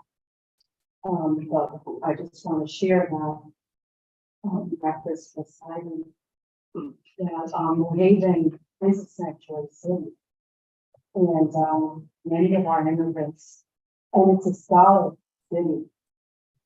And many of our immigrants, like me, Our expertise in the science and medicine, businesses, arts and music, and the city flourishing on. And in reference to what my colleague and the board leader, Earl, has shared about the possibility of maybe having groups that could help and participate. The fact that we are recommending that the boards and commission being moved into ordinance to the commission, it could very well be that as because we're the proactive first century city, that we could consider do the work to in reference, because now we're going to move to the ordinances and we could be able to do more, that we may be able to look at some possibilities in some way where our individual community, our migrant community, and non-elector can benefit, we can benefit and have them on the tables in one way or another. That's just a recommendation. Thank you. Thank you. Thank you. May I ask one question? I want to take a look at that when I'm ties into residency requirements of the state. I think seems to be a lot more circle. So I will take a look at that before sure. You formally suggest that we take a look at the legality of the provision that is in the current charter. We should fix it.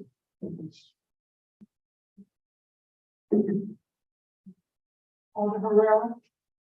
Oh, okay. Alder, Brother? Thank you, Madam Chair. Through you, I would like to request that the attorney do that research for us.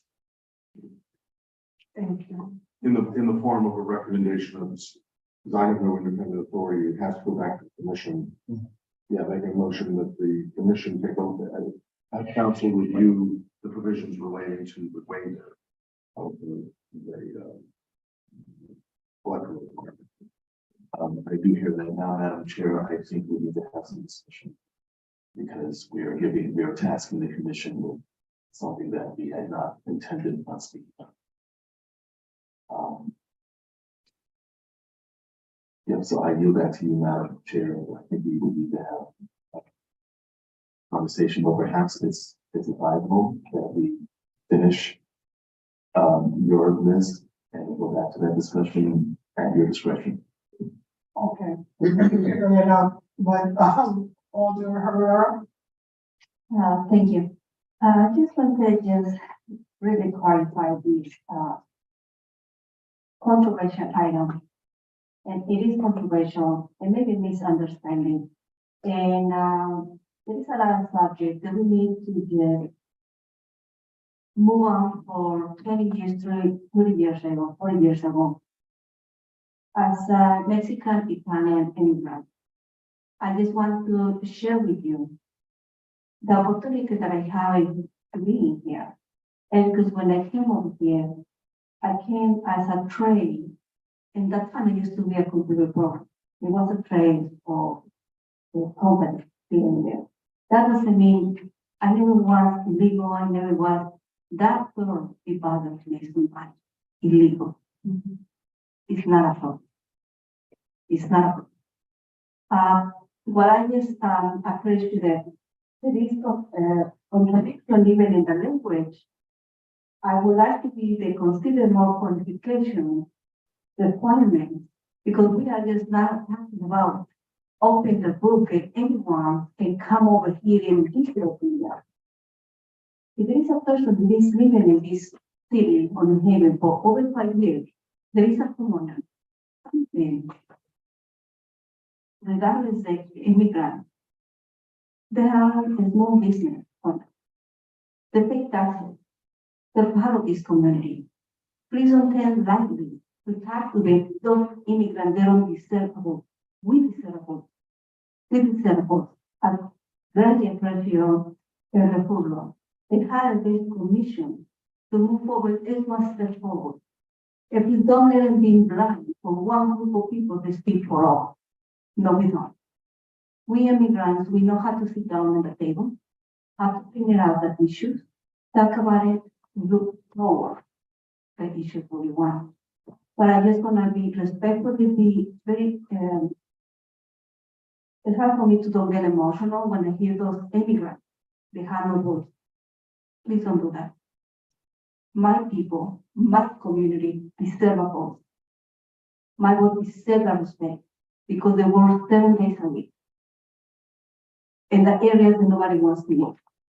And the only intention for me to be part of this conversation was to bring light to the city, to understand what kind of services my community needs. We're not asking for handout. We're asking for service. How we can help these people.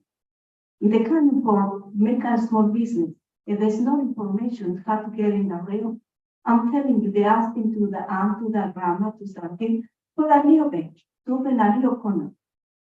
Please, all of these commissions that they have it, like the furlough, please be prepared works in that.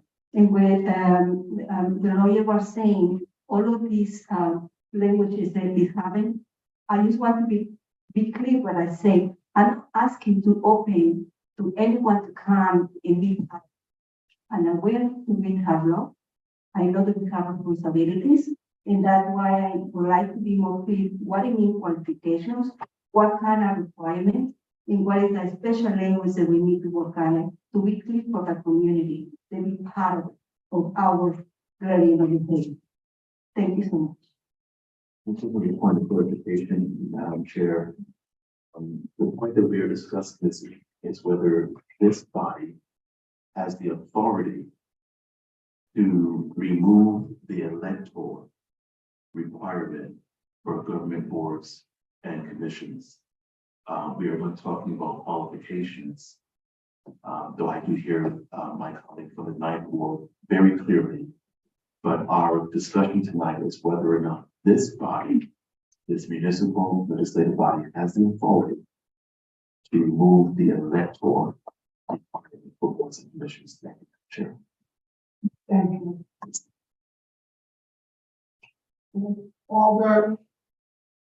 Thank you, Madam Chair. I was just trying to clarify what we were actually talking about, but so I'm sitting here and I'm listening, and I'm really listening very intently to everybody's testimony. And, you know, I think this is such a large issue that it takes more conversations, right?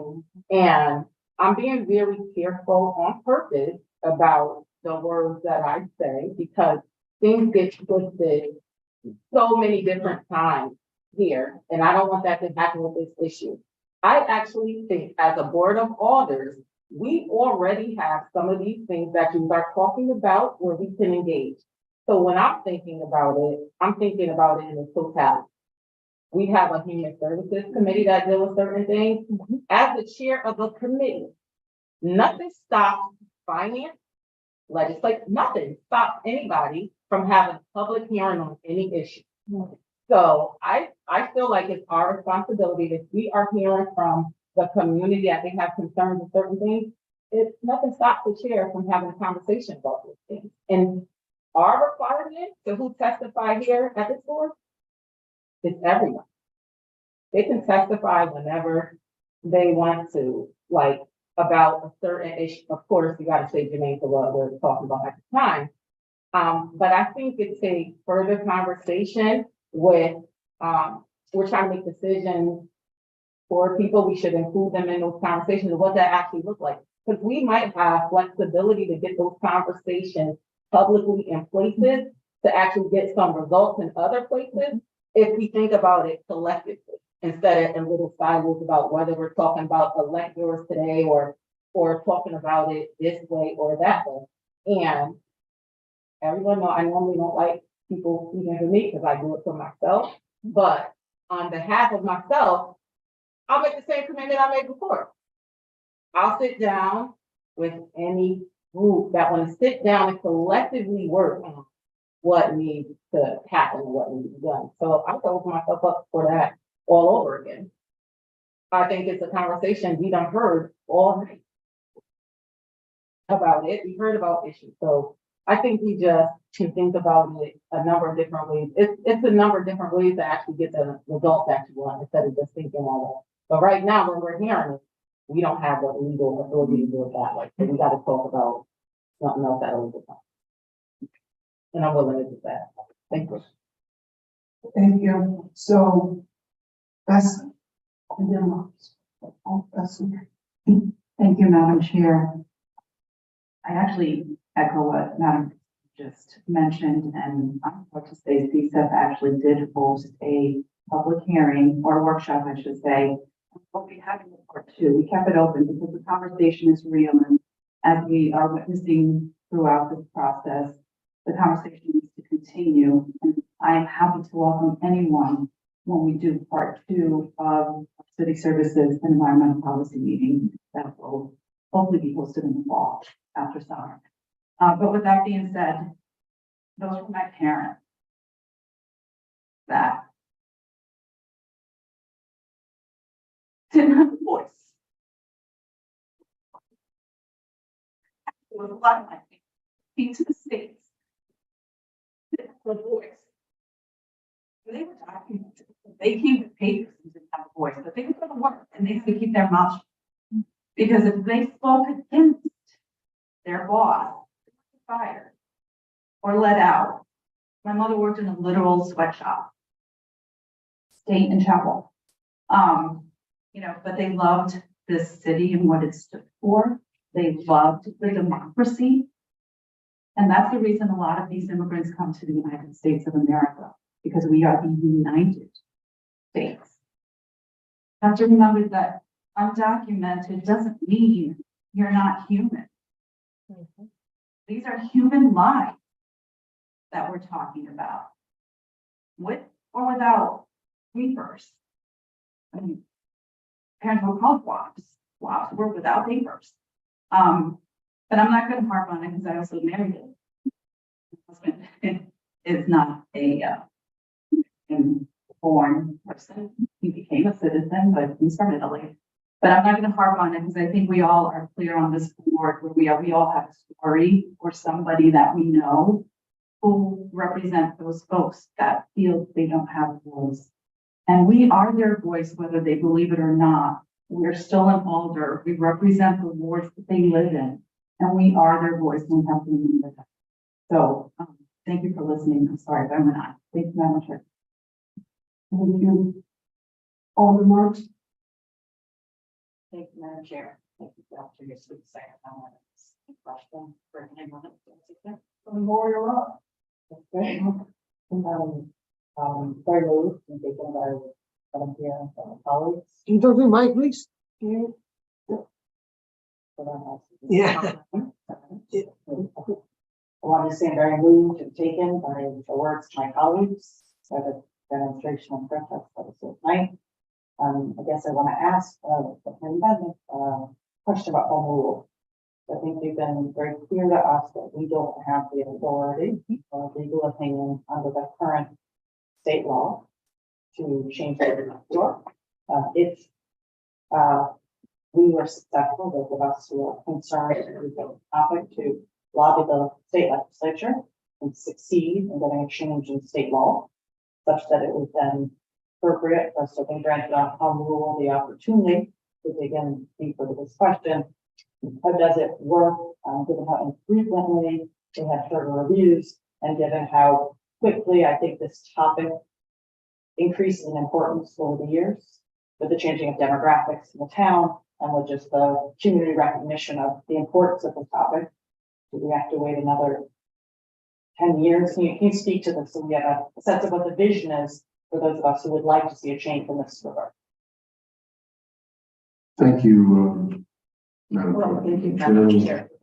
Chair, to review the 500 rules, to be all in the 26th ward. In light of Alder Marchand's revelation of this language, I just took a look at it more carefully. It's possible that we might want to have language, add language, if legally feasible or something like that, to the charter, and that it could be adopted by ordinance if legally feasible. Something of that nature, we could probably do that. So that the question, if there's a recommendation along the lines I suggested a few moments ago, the commission would take a look at that. We will look at it diligently. I do want to look at the origins. Ironically, there's no annotation in that section. So I'm not sure when that came from in the bona fide residence argument. I'll talk to Mr. Lucas. I think there was some discussion about that 10 years ago. So I will take a look at that language carefully, and there might be a way to do it so you don't have to sit and wait to do it by ordinance. If the charter standard can be modified if the feasible by ordinance. That's what I would suggest. Any other discussion? Alder, C. Rodriguez? Thank you, Madam Chair, and this question is also for the attorney. In lieu of what you just mentioned, would you be also checking on legal responsibilities, as you mentioned previously? If things were to be approved, we would have to ensure that nor the city or anyone would be held accountable, obviously, because they would not be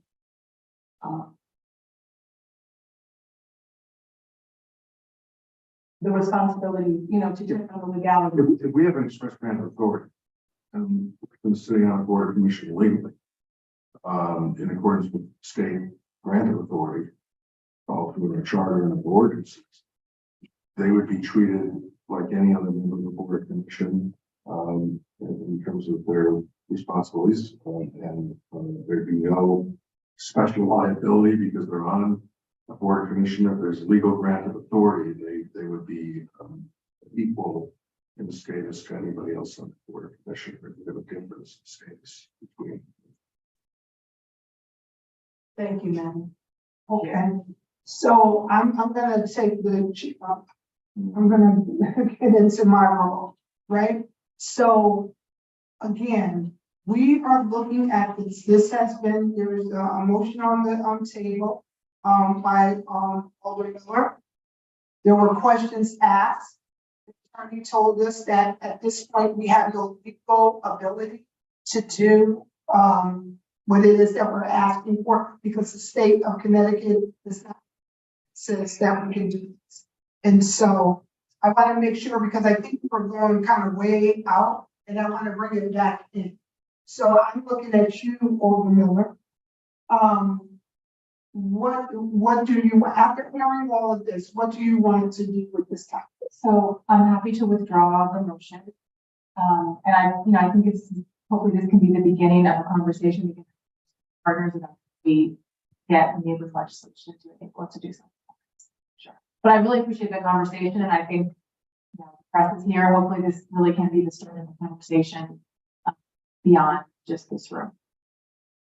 Okay. Alder, So we still have an outstanding question by the attorney in regards to what Alder Marchand had brought up, which is adding another item to our list. And so I did not want to ignore that, but we need to make a decision on whether or not we're going to add that extra requirement for the Charter Revision Commission to look at. can you repeat that, what it is that we're looking to add, just so, because a whole lot of conversation took place. I know you all were very smart. I'm over here, I'm trying to bring it back to what the original was. I may, Sure. in the context of the language in the charter, I think that it would be perfectly reasonable for the board to recommend to the Charter Commission that they review the language, determine the legal viability of that language, the implications of the language, and to include a recommendation or include in their final report the results of that review, which may be a modification of the language, might be elimination of the language, it might be qualification of the language, but to take a look at it to make sure that there's no ambiguity in the body of the document. Okay. So clear? So what I would say is look to Alderman Marchand, since you're the one that identified the issue. I hope you remembered all that it said. Recommendation. Okay. The second, Alderman Marchand. Thank you, Madam Chair. I'm going to speak in favor of my motion because I think it's an important question that just needs answering. And the recommendation, as I understand it, as it was articulated by our attorney, is that it's really due diligence with possible recommendations for how to clarify, amend, or excise the language to prevent any contradictions or legal problems and to study its implications. So I encourage colleagues to vote yes on this motion so that we can give this work to our industrious attorney. And this is important due diligence. Thank you, Madam Chair. Thank you. Any other questions? Alderman Rodriguez. Thank you, Madam Chair. In reference to this, in reference to the waiver, right next to the item on the right-hand side, we see it says commented and it says SS Board of Aldermen and assistance in supervisor tables. Could it be that rule made, it would be, if it be possible to make sure to review the prior charter to ensure that that is in its contents. Absolutely. And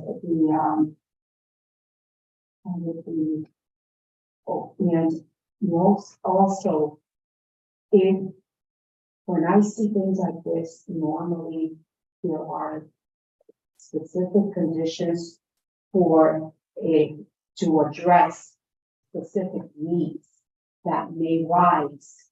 So how was this? Why was this put in the charter in the first place? That would be something that I'd like to see. Thank you. Thank you, Madam Chair. Just as a point of order, Madam Chair, is our colleague in favor or not in favor of this recommendation? I'm in favor. Thank you. Thank you. Any other discussion? Alderman. Thank you, Madam Chair. Just as a point of clarification, it's noted now that we have added for the Charter Review Commission to look at. And so we are about to look at. About to look at, thank you. Which means that out of the 5 that we have, voted to send back to 6. Thank you, Madam Chair. Any other discussion? All those in favor say aye. Opposed? Abstain? The ayes have it. Are there any other motions?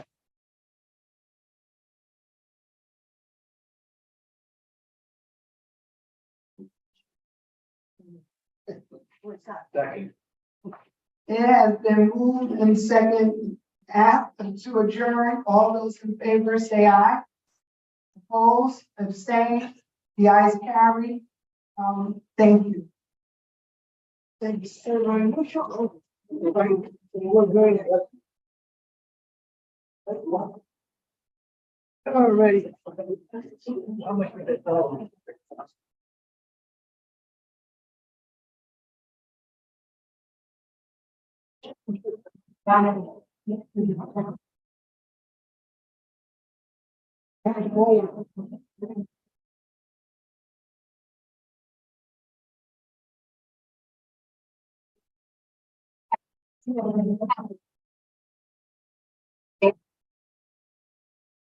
everyone.